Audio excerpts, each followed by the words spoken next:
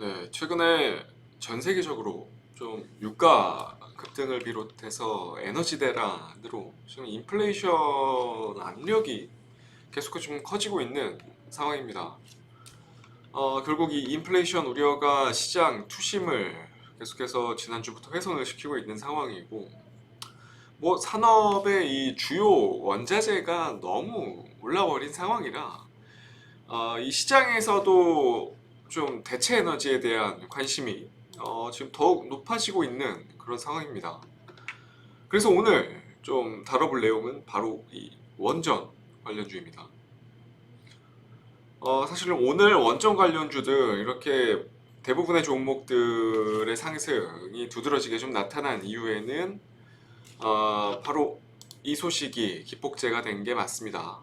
마크롱, 그러니까 프랑스 대통령의 소형 모듈 원전에 적극적인 투자 소식이 좀 전해지면서 오늘 상당히 많은 원전 관련주들이 급등세를 좀 보여줬습니다.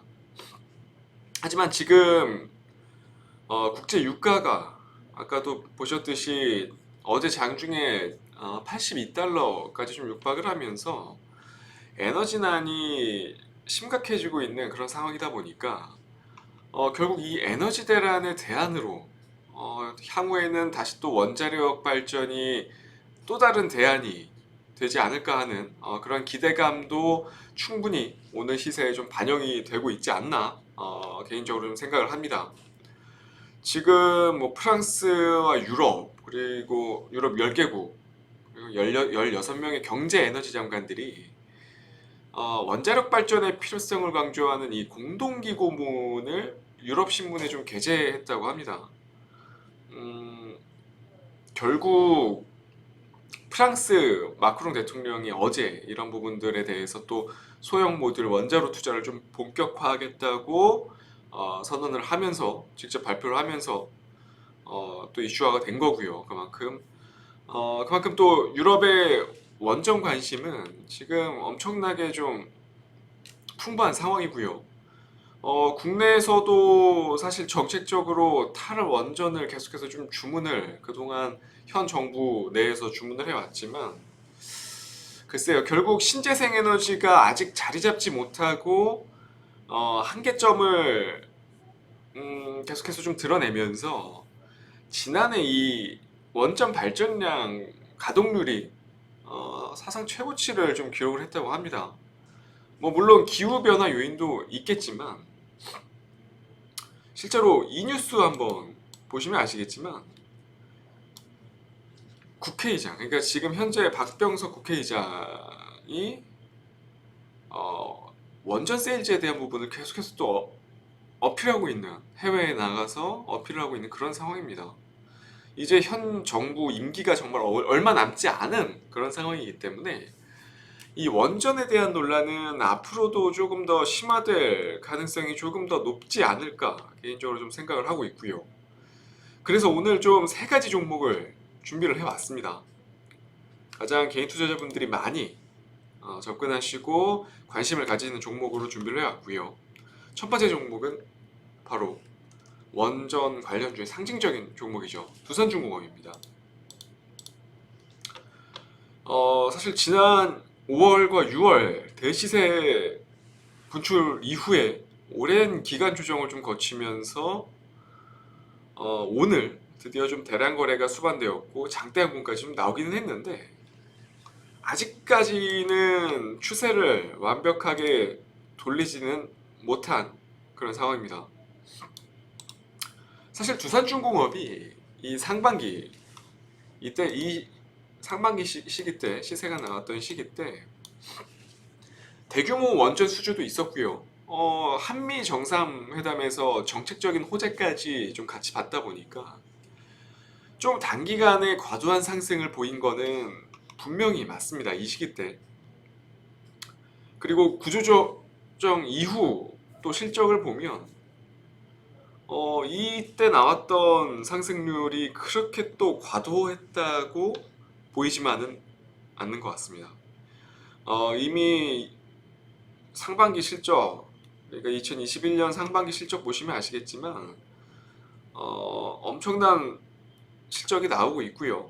그동안 좀 억눌려 있었던 구조조정 이슈도 있었을 거고, 신사업에 대한 이런 부분들이 실제로 좀 실적이 가시권에 좀 들어오다 보니까 그런 부분들이 포텐셜 되어 있던 것들이 이제서야 터져 나오기 좀 시작하는 것 같습니다. 이미 두산중공업 같은 경우는 사실 외내형 성장이 안정적인 구조 자체를 좀 갖추어 가고 있는 그런 상황이고요. 향후 원전 수주에 대한 기대감뿐만 아니라 이 석탄화 그리고 뭐 수소, 차세대 가스터빈 그리고 뭐 소형 원전 사업 뭐 등등 사실 현재 시대적인 흐름에 맞는 사업들을 상당히 좀 많이 영위하고 있다 보니까 올해보다는 내년 그리고 또 내년보다는 그 후년이 더 기대가 되고 있는 점도 저는 맞다고 봅니다. 그래서 지금 현재 오늘 시세로만 놓고 본다면 여전히 아직 추세를 완전히 돌리지는 못했지만 결국 초대형주들, 그러니까 지금 최근 시장에서 삼성전자나 SK하이닉스, 네이버, 카카오 이런 초대형주들이 힘을 못 쓰고 있는 현재 상황에서는 오히려 이렇게 조금 재료가 뒷받침되면서 어느 섹터에서 상징적인 종목들로 수급이 쏠릴 수도 있다고 저는 생각을 하고 있습니다. 그렇기 때문에 오히려 단순히 이렇게 차트로만 접근하는 그러한 종목은 아니라고 좀 말씀을 드리고 싶고요. 지금 여기서 뭐 하루 이틀 가격 조정이 나오면 천천히 매수한다는 느낌으로 접근해도 저는 투자 관점에 있어서는 결코 나쁘지 않을 거라고 저는 생각을 합니다. 그렇기 때문에 저는 두산중공업은 일단 지금 현 시점에서는 살까 의견 쪽으로 좀 정리를 해드리고 넘어가도록 하겠습니다. 그리고 다음 종목은 바로 한전산업입니다. 한전산업 역시 차트 보시면 아시겠지만 두산중공업과 크게 다른 흐름의 차트 분위기는 아니죠. 역시 마찬가지로 대시세는 5월과 6월 한참 원전에 대한 이슈가 있을 때 대시세가 분출이 됐고 그 이후 지금 기간 조정을 거치고 있는 그런 상황인데요. 결국 지금 추세에서 그나마 두산중공업 앞서 보신 두산중공업보다 추세가 조금 더 완만한 추세 형성이 좀 이루어지고 있는 이유에는 대선 관련해서 이 홍준표 의원의 원전산업 육성 공약 관련주로 엮여 있는 그런 상황이다 보니까 앞서 보신 두산중공업보다는 차트가 훨씬 더 견고하죠. 차트 흐름 자체가. 단순 차트로만 본다면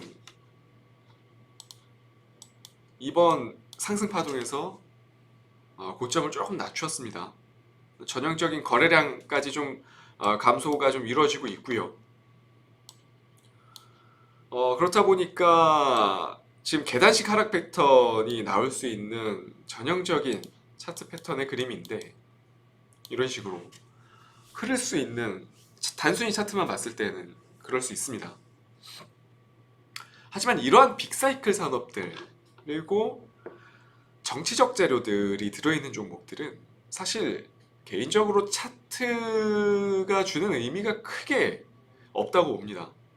물론 차트가 후행적인 움직임을 주고 보조지표로 활용하기에는 당연히 좋을 수밖에 없는데 이런 아까도 말씀드렸듯이 이런 빅사이클 산업들 그리고 정치적 재료들이 들어있는 종목들은 차트적인 분석이 크게 차트적인 분석의 의존도 자체를 줄이셔야 됩니다. 사실 단순 밸류로만 놓고 봐도 사실 한전산업 자체는 피어그룹에 비해서는 여전히 비싼 거는 맞습니다. 하지만 제가 생각하는 이 한전산업의 관점은 향후 대선 후보 토론회에서 있을 원전 관련한 부분들에 대한 어필들 그리고 세계적인 에너지 정책 추세들을 계속해서 나오는 추세들을 좀 지켜봤을 때 아직은 시세가 완전히 끝났다고 저는 보지는 않습니다. 그렇기 때문에 전 한전산업도 지금 현재 시점에서는 크게 부담스럽다고 느껴지지는 않고요. 괜찮다고 보고 있습니다. 하지만 개인 투자자분들이 모든 종목들을 다 살 수는 없잖아요. 뭐 앞서 말씀드린 두산중공업도 괜찮다고 말씀을 드렸고 한전산업도 지금 또 괜찮다고 좀 말씀을 드리고 있는데, 결국 기대 수익 대비 리스크, 이 점을 좀 고려해 봤을 때는 오히려 저는 지금 한전산업의 위치보다는 두산중공업 조금 더 상징적인 종목으로 접근하는 것이 조금 더 지금 현 시점에서는 나은 투자 대안이 될 거라고 생각을 하기 때문에 옵션을 달고 있는 팔가로 저는 좀 정리를 하고 한전산업은 넘어가도록 하겠습니다. 그리고 마지막 종목은 일진파워입니다. 오늘 사실 관련주, 그러니까 원전 관련주 내에서 가장 많은 거래량을 기록한 종목 중에 하나인데, 사실 원전 관련 소형주 중에서는 베타 개수가 가장 높은 종목군이지 않나 싶습니다. 최근 들어서 가장 변동성이 좀 심한 종목 중에 하나인데, 결국 이러한 원전 관련 재료들에 상당히 좀 민감하게 반응할 수밖에 없는 그런 종목이죠. 사실 일진파워의 실적 추이를 제가 앞서 보고 왔는데, 최근 실적 추이도 그렇고 탈원전이 이루어져서 추후에 소듐의 그 연료등 시험장치 수주장구가 계속해서 좀 증가 추이에 진입을 한다면, 개인적으로 가장 드라마틱한 밸류에이션을 부여받을 수 있는 그런 종목이지 않나 싶습니다. 물론 지금 최근에 나왔던 이 단기간 급등 흐름들, 오늘도 마찬가지고요. 이것들이 조금은 부담스러울 수는 있는데, 세계적인 추세에 발맞춰 가기 위해서는 결국 다음 대선 후보들의 생각이 현 정부와는 분명히 차이를 두고 가지 않을까 생각을 합니다. 그렇기 때문에 향후 있을 대선 후보 토론회에서 뭐 원전에 대한 언급들이 분명히 있을 거고요.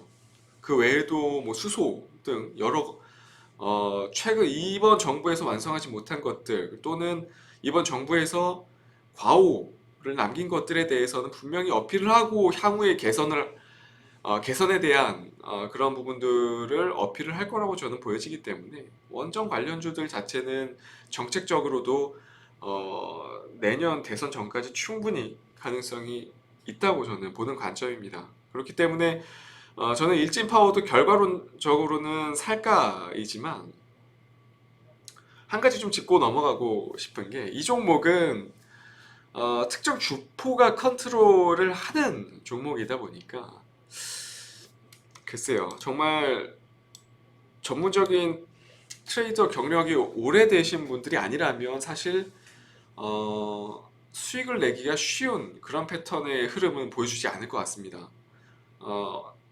올라갈 것 같을 때 조정이 나오고, 이제는 추세가 끝났다 싶을 때 또 올라갈 수 있는 그런 패턴의 종목입니다. 일진파워가. 그렇기 때문에 개인적으로는 전문적인 트레이딩이 가능하신 분들만 접근하는 것이 좀 좋을 것 같다고 말씀드리고 싶어요.